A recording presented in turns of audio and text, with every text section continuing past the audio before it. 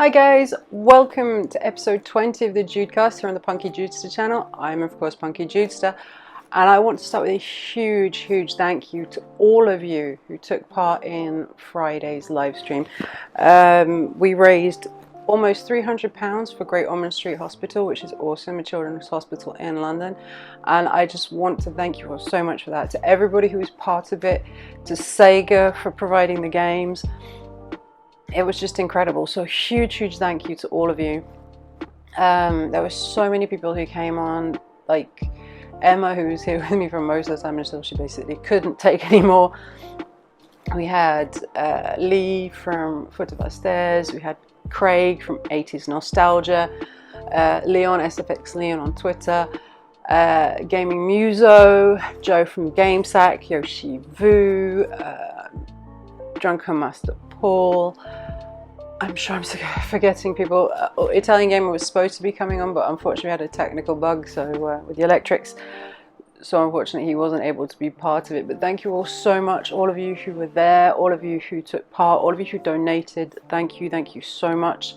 I will probably be doing another live stream on Friday. I put out a tweet the other day asking for people to vote for which game I should stream first. On Twitter it was 50-50, but I also got one vote on Instagram asking for Postal 4, so by one vote Postal 4 won and will be the first game that I will stream. So now, thank you again, let's get into the news. Now first of all, I want to start with the whole GameStop trading thing. A group on Reddit called Wall Street Bets decided to start buying shares in GameStop. This pushed the price up hugely, and lots of people actually made a decent bit of money on that. Some people were saying that thanks to that they were actually able to pay their bills for the month, which is really cool. And it was actually, you know, quite a fun experiment, I guess, for them to try and make that money and fight against the hedge fund employees, who of course were not happy because they lost a lot of money. They had been shorting the sales of GameStop, which basically meant that they would shorting kind of means that they lend their shares to somebody else who then sells them on at a low price in the hope to buy them back later on even cheaper when they've lost money, and therefore get a bit of profit. And it's a really dodgy practice, but that's basically what they were sort of showing up by this. And so the hedge fund people were not happy. There was even one person, hedge fund person, who was on TV crying for the amount of money he'd lost. Oh, well, you know. They also started, Wall Street Bets also started buying in shares of BlackBerry and Nokia, which pushed up their prices as well. And of course this got noticed by everyone, not just the hedge fund people, but also the White House, who said that they were monitoring the situation and called it dangerous, which no comment. Now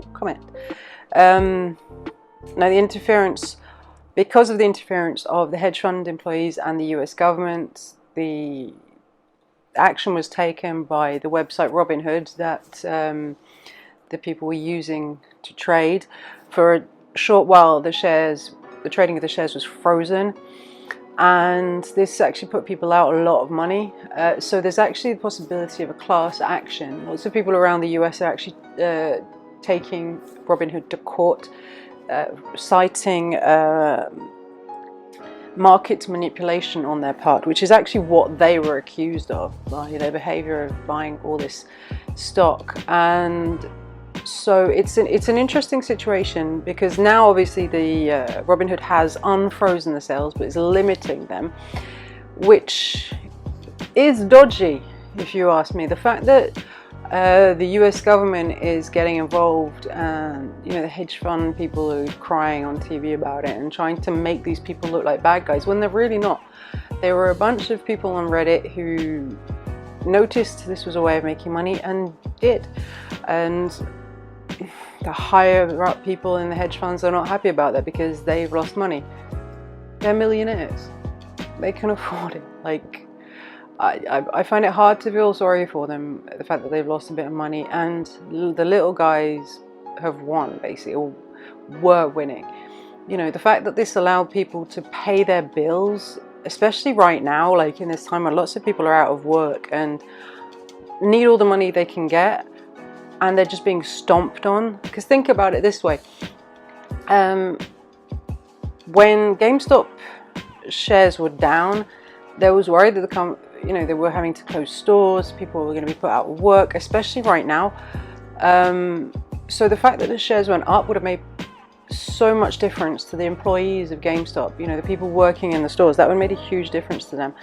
And the profits that these people made from the GameStop shares will have meant, like I said, that they've been able to pay bills, they've been able to do things. And actually, you know, right now when so many people are having financial difficulties because of what's going on in the world, like, it's just immoral to stop them doing that. I think it's completely unfair.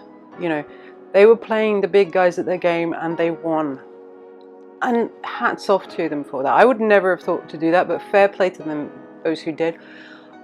It's just, it really makes me angry, the fact that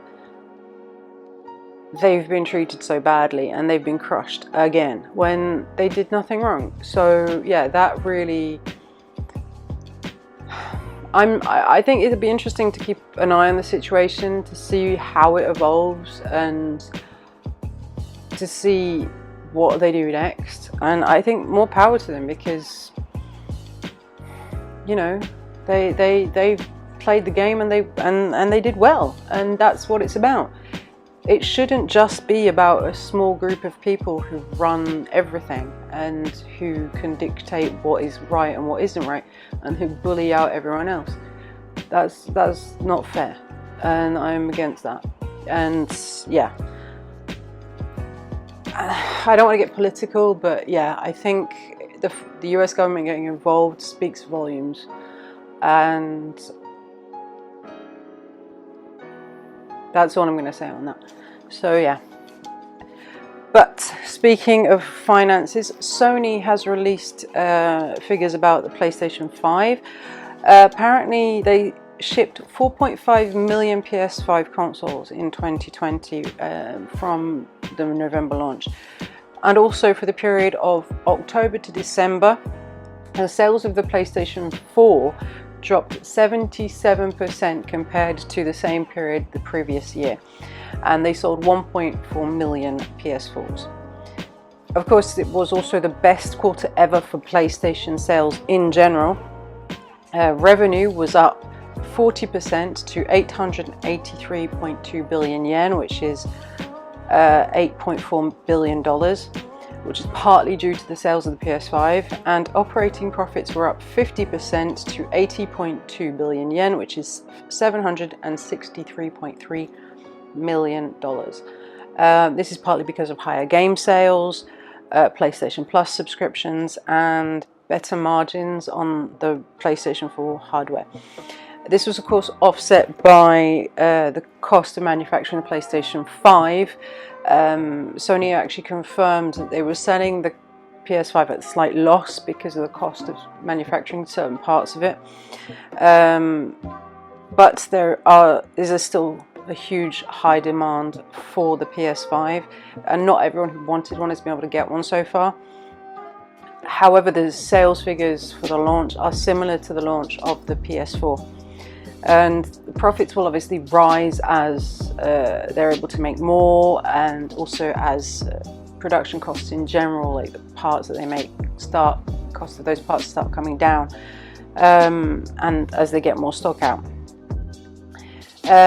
It's kind of easy to assume that those numbers of consoles shipped is the same as number of sales, because we said they weren't going to be stock in stores. It was by pre-order only, obviously partly because of the whole COVID thing. I think partly because they knew they weren't going to be able to have enough to have stock in store. But the fact that there was no actual inventory waiting meant that the ones that were shipped were basically already sold.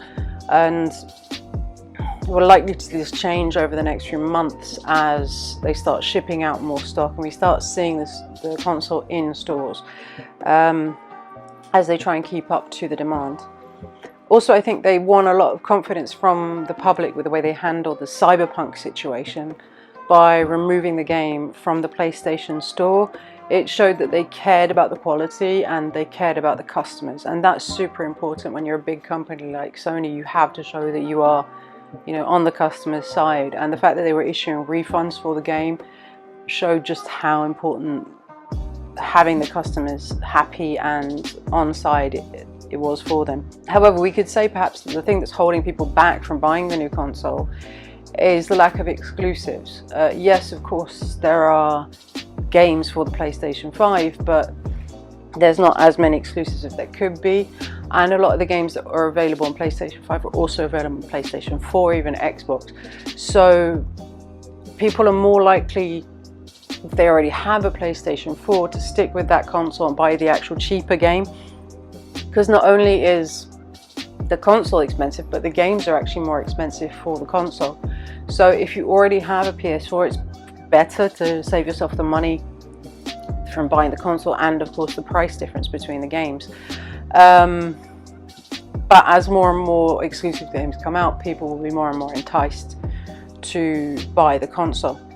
I think this is more obvious with the Xbox Series, because their games say Xbox One compatible with Xbox Series, and so there's not really proper Xbox Series games yet. They have said the next few games that will come out will work on both, so what's the point in getting an Xbox Series if it's, if you already have an Xbox One?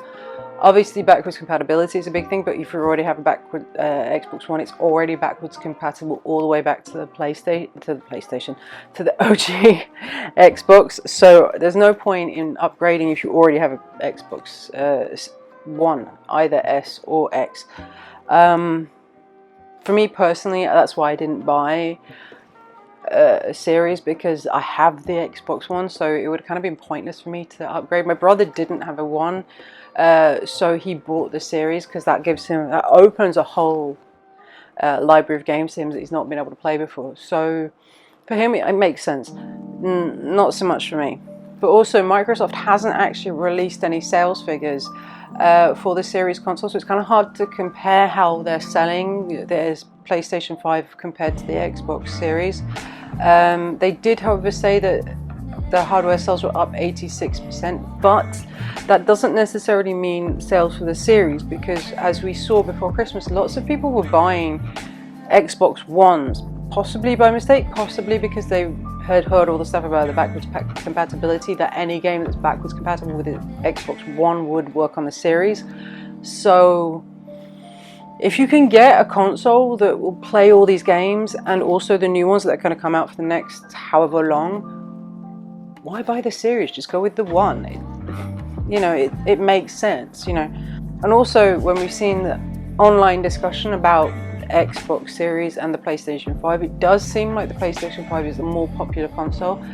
So it will be interesting to see as time goes on how the sales do go. If Microsoft start bringing out sales figures and telling us how many they've sold, it'll be interesting to see.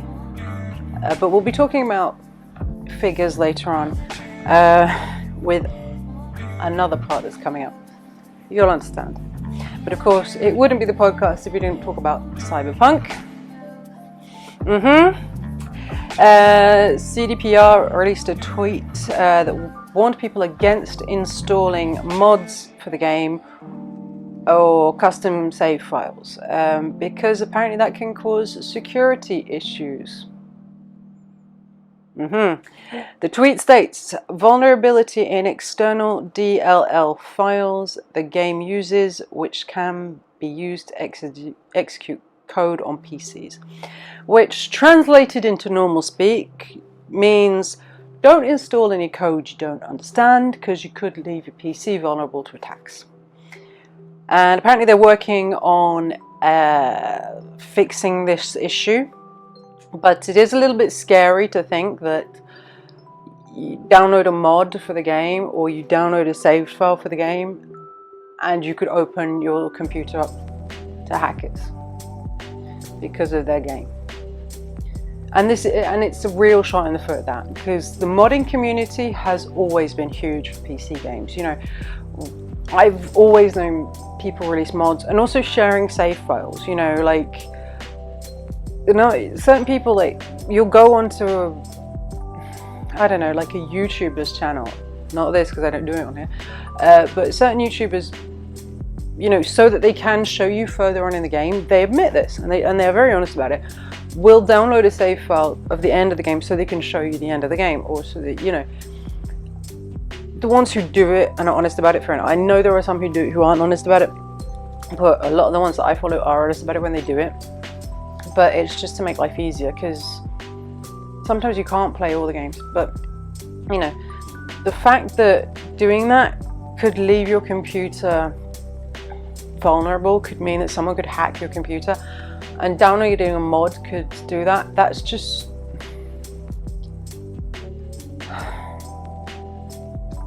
Please change. CDPR, please change. Normally I say never change, but there's please change. Like, seems like they seem to be like patching one hole for another one to open. It's just, it's hilarious. It would be hilarious if it wasn't such a mess. I mean, we'll see what happens next week. Yeah. Anyway, Google Stadia. There's another great subject. The boss of Google Stadia, Phil Harrison, announced that they're actually going to be shutting down their in-house game studios. He released a memo, which I will put the link to in the description. He defined Stadia as a technology platform for industry partners, which basically means that they'll be turning Stadia into a hosting service for other companies, and no longer with a project of producing their own games. Which kind of seems like they've thrown in the towel as far as inventing their own games, and so they're just basically getting others to do it for them, and, you know, hoping that other people will get more involved. But it's going to be difficult, I think, to get companies to start hosting their games on their servers, because it's been such a failure with the public. So I don't think they'll be able to entice that many studios to join them over the others. Because like, if you can get a game that will run on Windows or on a console, then why would you get it on Stadia? Like, it doesn't make any sense. Obviously, you have the convenience of being able to play the game anywhere, in theory. But the Switch has you covered for that. You know, like, games that are available on Stadia are often also available on Switch and play better. You know, they don't crash, they don't lag like they do on the Stadia. The idea of the Stadia, the cloud-based gaming thing, I think that's interesting, but it's just not been well implemented enough. It doesn't work well enough. It's just not worth it right now. And the fact that Google themselves are basically realizing this and decided they're not going to develop games for their own hardware, that shows how little faith they have in their own product. And yeah, it's very telling. And as we said earlier, Microsoft hadn't released the sales figures for the Xbox Series, but Google have also not released the sales figures for the Stadia, or even the subscriber numbers. Now, for both of these things, you'd think if they were successful, they'd be waving their sales figures quite proudly. I mean, Nintendo often released the sales figures for the Switch, Sony for the PlayStation. They've said, look how many we sold, which makes you think that neither Microsoft nor Google are selling either of their products very well. That their numbers just aren't good enough, and they don't want to show them, because like, if they had sold well, they could basically say, hey, look, this is how well it sold, and that would kind of shut up their critics in a way. Everyone would see that the platforms were, you know, were performing and that they were successful. But the fact that they haven't said anything and they refuse to say anything, and also the online reaction from people who've tested it, just doesn't make it look good. And now them saying, no, we're not going to even make games for our own platform, that's just very, very telling. I don't think they will have an easy time convincing people like EA or whoever to join them. I mean, obviously they have put their games on them, but like, they're going to go where the customers are. And if I was working at EA and I knew that Microsoft were backing out themselves and were not giving me any information about how well the thing was doing, I would be very skeptical. I wouldn't want to work with that. So I would stick to the companies I know and the platforms I know rather than go with this one, because it's a much more sure bet to stick with PlayStation and Xbox and even Switch, you know, because the Switch is just as far as sales are, and so fair play to Nintendo for that one. Going back to the PlayStation 5, Sony have just released a trailer for God of War Ragnarok, because everything has to be named after Thor, apparently. They've not yet issued the release date, except to say that it will be out this year, or even the price, but it will be on PS5, so that's going to be really cool. The current God of War that was with PS4 has actually got a PlayStation 5 update, which improves graphics and performance of the game for the new gen console. Also, what's really, really cool is the update will actually give you 60 FPS and checkerboard 4K in performance mode for the game, which is just insane, because up until now even the PlayStation 4 Pro was only sort of averaging between 40 and 50 frames per second. It was sort of, you know, but this is a constant 60 frames per second, which is just insane. And what's really cool is to see that so many games, like from their first party studios, are getting, or even not even first party studios, because Ubisoft did one for Watch Dogs Legion. But all these games are getting updates to take advantage of the new hardware, and I think that's really, really cool. It's great news for gamers who have been PS4 fans for a long, or PlayStation fans I should say, for a long time. It's really nice to see how much love the players are getting. It's really nice to see the fact that, you know, they're realizing that we have all these old games that we want to play on the new hardware, that we want them to look better. So yeah, that I think is really cool, and I hope we see more of that, because it will mean that it will entice people more to buy the older games and to stick with the, you know, with the console, and maybe actually even entice people who had a PS4 to change for a PS5 if they can really see a difference.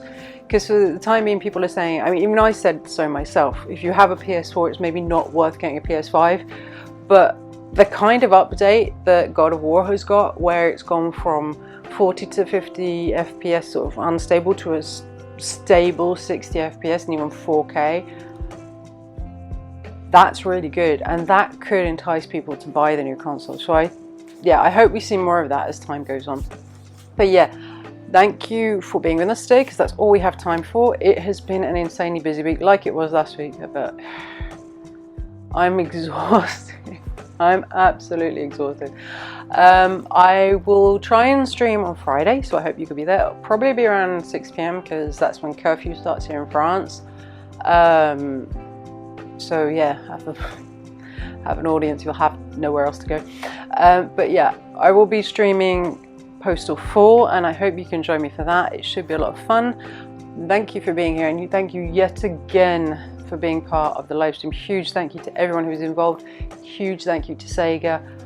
I couldn't have done it without you. You guys are super awesome. I hope we can do something like that in the future again, because it was a lot of fun. Maybe not maybe not a 7-hour stream, maybe longer, I don't know. Maybe during the holidays we can do a long stream, but right now, like, yeah, I'm so tired. I think I might take a nap before I actually edit this, because I'm that tired. But anyway, I will see you guys next week. Thanks for being here.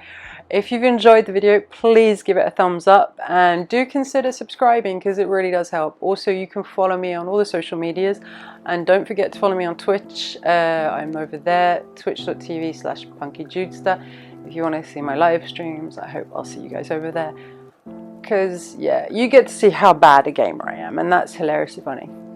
So yeah, no, FPS I'm actually not too bad. It's just platformers, which I think I proved last week. Anyway, I hope to see you guys over there for the Twitch stream and on the social media. But yeah, thank you so much for being here. Have a good one. Bye guys.